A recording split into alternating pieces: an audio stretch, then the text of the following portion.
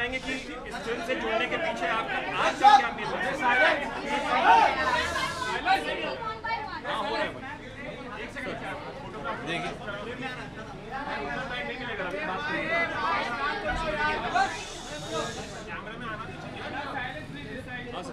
देखिए, इस फिल्म से जुड़ने के पीछे मकसद साफ थी कि जो जिस तरह की फिल्म पहले ये मलयालम में बनी थी और राजेश पिल्लई ही उसके डायरेक्टर थे उस समय, और सबसे पहले मुझे फिल्म दिखाई गई थी। तभी से निर्णय लिया था कि इस फिल्म का ज़रूर हिस्सा बनेंगे। न सिर्फ फिल्म की कहानी बहुत अच्छी थी और फिल्म बहुत अच्छी बनाई गई थी, बहुत ही फास्ट पेस्ड एक थ्रिलर की तरह से है, जिसमें कि बहुत ही सीरियस बात हो रही है इसके कहानी के बीच में कि एक हार्ट है जो एक जगह से दूसरी जगह लेके जाना, और जिस तरह की ट्रैफिक की समस्या रहती है उसके बीच से ट्रैफिक वालों के सहयोग से, लोगों के सहयोग से इसको उसके मकाम तक पहुंचाना, उसको ये पूरी जर्नी है, ये अपने आप में काफ़ी रोमांचक है।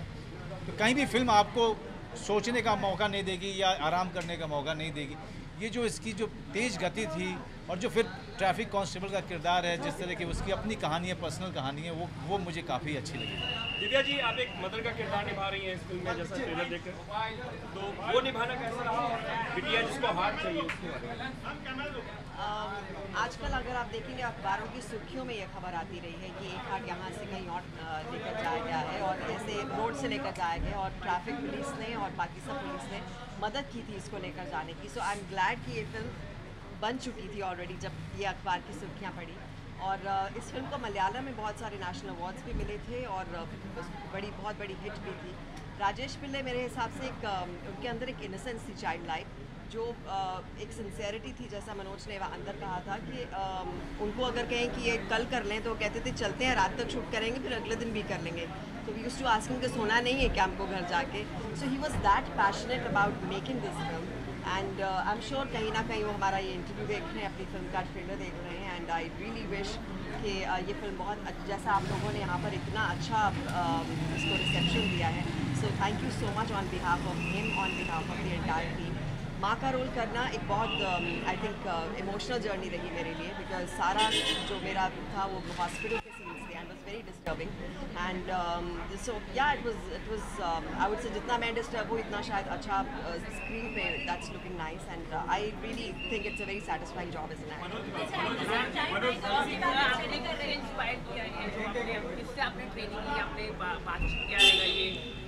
नहीं, एक कांस्टेबल है जो मुंबई का है, और मुंबई में जितने भी अपने कांस्टेबल आप देखेंगे वो कहीं ज़्यादातर लोग जो है छोटी छोटी जगहों से आते हैं महाराष्ट्र के, तो उनकी बातचीत को, उनके लहजे को पकड़ना, उनकी जो समस्याएं हैं, उनकी अपनी जो निजी ज़िंदगी है जो कांस्टेबल है और किन तकलीफ़ में काम करता है, हो उसके साथ क्या क्या परेशानियाँ होती है हम लोग ये जानते नहीं हैं, लेकिन इस फिल्म के ज़रिए आपको वो सब भी देखने को मिलेगा। उसकी परिवार की स्थिति, उसकी अपनी प्रोफेशनल जो क्राइसिस होती है वो क्या है, और कैसे वो जॉब पे वापस जाता है, कैसे उसको ऐसा जॉब मिलता है जो कि या तो उसको फिर से जॉब से बाहर कर देगा या हमेशा के लिए उसका नाम उसको दे देगा। तो ये इस तरह की कहानी है, और और जितने भी किरदार जुड़े हो, चाहे दिव्या का हो, चाहे प्रसन्नजीत चटर्जी का, चाहे परम वर्त का, ये और भी बहुत सारे जो नए कलाकार हैं, इनमें उनकी अपनी जो कहानी है, सब आकर के इस यात्रा से जुड़ जाती है, इस जर्नी से जुड़ती है कि हार्ट को एक जगह से लेकर दूसरी जगह जाना है, और सारी की सारी ज़िंदगी एक जगह जुड़ करके और इस हार्ट को की जो यात्रा है उसको अंतिम मकाम तक पहुंचाना चाहते हैं। क्या वो होता है कि नहीं होता है, और क्या क्या परेशानियां होती हैं बीच में, जो कि बहुत ही रियलिस्टिक परेशानियां हैं जो ट्रैफिक के लोग जो रोज़ हर 15 दिन में ये देखते हैं। मुझे कमिश्नर साहब कह रहे थे कि ऑर्गन को एक जगह से दूसरी जगह पहुंचाने की जो प्रक्रिया है ये हर 10-15 दिन में इन लोगों को करनी पड़ती है। इस फिल्म के ज़रिए आपको पता चलेगा कि इन लोगों की मशक्क़त क्या होती है, इनकी परेशानी क्या होती है। हम लोग गाड़ी चलाते हुए हम कभी सोच नहीं पाते हैं कि कोई ऑर्गन एम्बुलेंस से जा रहा है तो उसके पीछे कितना दिमाग, कितनी परेशानी, कितनी ऊर्जा लगती है। मनोज, हाल ही में आपने शॉर्ट फिल्म की थी। 2014 का मैं ट्रैफिक पढ़ रही थी, मैं रिसर्च कर रही थी उसमें। 2016 ये 2 सालों का अंतर क्यों आ गया? जी, इस 2 सालों का अंतर मैं बता रहा हूँ। पहले तो 1 साल फिल्म को हम पूरे तरीके से, जैसा मैंने कहा कि राजेश पिल्लई जिस तरह की फिल्म वो बना चुके थे, फिर उसमें बहुत सारा वो बदलाव भी करना चाह रहे थे फिल्म में, तो उन्होंने पूरे 1 साल लिया इस फिल्म को पूरा करने में। फिर 1 साल जो परेशानी आजकल हुई है कि हर फ्राइडे को 6 फिल्में, हर फ्राइडे को 5 फिल्में, तो हम कहीं ना कहीं वेट करते रहे राइट समय का और राइट अपॉर्चुनिटी का। हम इस फिल्म को वेस्ट नहीं करना चाहते थे। लेकिन इसमें जो सबसे दुखद घटना ये हुई कि जब फिल्म तैयार है लोगों तक पहुंचने के लिए, तो उसे बनाने वाला हमारे बीच नहीं है, राजेश पिल्लई। आज ये फिल्म को इंट्रोड्यूस करते हुए मुझे दुख बहुत ज़्यादा है, दिव्या को भी उतनी ही ज़्यादा दुख होगी या किसी भी कास्ट को। लेकिन उसके साथ साथ एक संतोष ज़रूर है कि राजेश पिल्लई की फिल्म आज रिलीज़ होने की अपनी यात्रा की तरफ है, विच इज़ फैंटास्टिक। कमिश्नर साहब, आपने बताया कि आप मनोज वाजपेयी के पहले से ही फैन रहे, 20-22 साल की जर्नी है। कोई पर्टिकुलर डायलॉग आपको याद आता है इनको देख करके, सत्या का या किसी फिल्म का? डायलॉग तो मैं नहीं बता पाऊंगा, बट एक ही बात कहूँगा कि ट्रैफिक ड्यूटी के लिए इनको हमने आज से मुकर्रर कर दिया है। He will be one of the best traffic policeman with us now.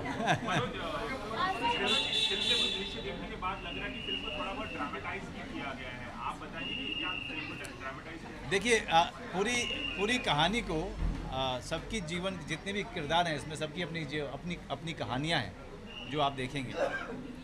ये ट्रेलर जो आपने देखा है ये कुछ नहीं है, जब आप फिल्म देखेंगे तो और भी रोमांचक है, क्योंकि ऑर्गन अब डेड होने से पहले उसे किसी की जगह तक पहुंचाना है। इससे बड़ा रोमांचक कुछ हो नहीं सकता है। तो उसमें ड्रामा उसके रोमांच से आ रहा है, उसको क्रिएट करने की कोशिश नहीं की गई है। निर्देशक की बात हो रही है, तो कोई शूट के दौरान कोई एक ऐसी बात जो हमेशा वो आप लोगों को बोलते थे या मुझे तो राजेश पिल्लई की जो बात याद आती है कि जहाँ भी जाते थे वो प्रॉन खोजते थे कि यहाँ प्रॉन मिलेगा कि नहीं मिलेगा।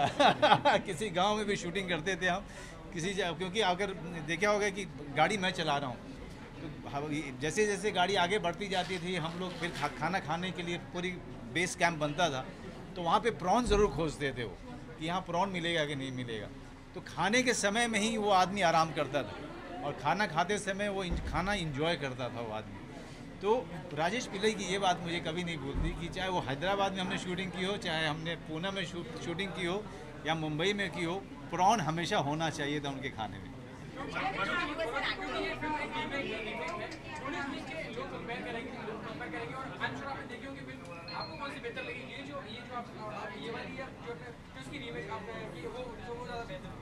नहीं बेहतर तीनों तो जो मलयालम है जो पहले बनी थी जो सुपर हिट हुई थी, जो तमिल जो बनी थी उसके बाद वो एग्जैक्टली वही थी, और ये भी फिल्म ऑलमोस्ट वही है। थोड़ा बहुत बदलाव हमने ज़रूर किया है, क्योंकि जाहिर सी बात है कि हिंदी का जो कि हिंदी की ऑडियंस की जो अपना एक्सपोजर है वो अलग है, उनकी सेंसिबिलिटी थोड़ी सी अलग है फिल्म देखने की, और फिल्म देखने का जो एक संस्कृति है तीनों जगहों पे अलग अलग है, तो उसके हिसाब से चीज़ों को बदलना पड़ता है। मनोज, इस सबसे एक हटके सवाल, आजकल ब्रांड एंडोर्समेंट को लेके बहुत विवाद चल रहा है। पार्लियामेंट्री कमेटी ने एक सिफारिश की है कि जो ट्रैफिक से जुड़ी हुई बात है कि नहीं बताइए? ट्रैफिक से जुड़ी हुई बात नहीं है तो मुझे कमिश्नर साहब के साथ में नाश्ता करना है। ये थैंक यू।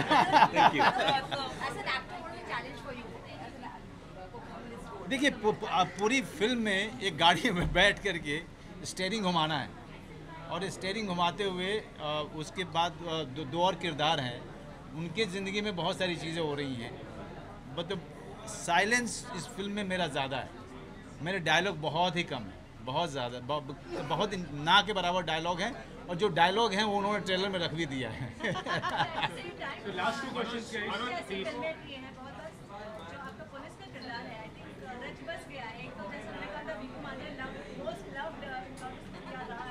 गैंगस्टर। और आप रहे पुलिस, एक बार फिर से पुलिस के किरदार में आ रहे हैं आप। Traffic constable, completely different. इसमें ट्रैफिक में लेकिन है वही रक्षा और सुरक्षा की बात है। रक्षा सुरक्षा नहीं, ये पूरा नियंत्रण की बात आती है। ट्रैफिक नियंत्रण की बात आती है। नियंत्रण में ट्रैफिक कांस्टेबल जो है वो आपकी रक्षा नहीं करता है, वो आपको एक दिशा देता है, एक नियंत्रण करता है ताकि आप अपनी रक्षा कर पाए।